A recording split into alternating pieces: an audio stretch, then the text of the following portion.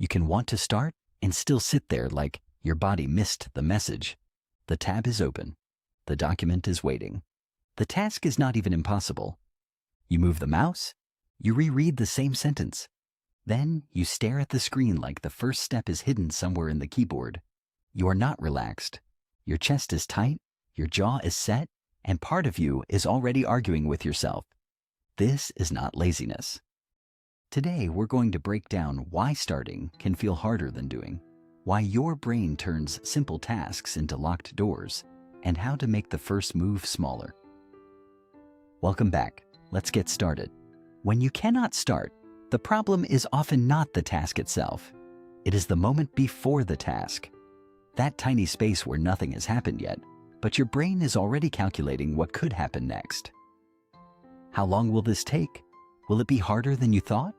Will starting prove that you should have started sooner? That is a lot of pressure for one click. So your brain delays. Not because delay solves the problem, because delay postpones the feeling of entering it. For a few more seconds, you do not have to see the blank page stay blank. So you check something. You prepare to prepare. The task has not grown, but the doorway into it feels heavier. This is why just start can feel so insulting. You already know starting would help. The issue is not missing information. It is friction. Your brain treats the first step like a commitment to the whole mountain. Open the file becomes finish the project. Write one line becomes prove you are capable. Answer one message becomes handle every feeling attached to it. No wonder your hand freezes. The nervous system likes clear, safe, low-cost actions.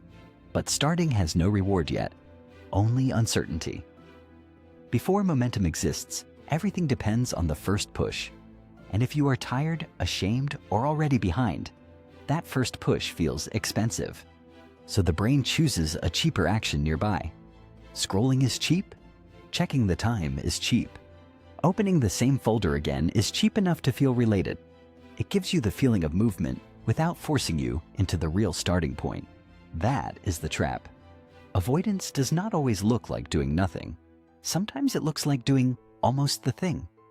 You are close enough to feel guilty, but not close enough to build momentum. So lower the cost of entry. Do not ask, can I do the task? Ask, what is the smallest action that makes the task physically open? Not finished, not impressive, just open. Put the file on the screen. Write the ugly first sentence. Set a timer for 4 minutes. Type the title and stop. The first move should be too small to respect, because once your brain sees motion, the threat changes shape. The task is no longer a dark unopened box. It is a thing with edges. You can adjust a bad sentence. You can continue a tiny start. You can work with something that exists. If you still freeze, that is information too.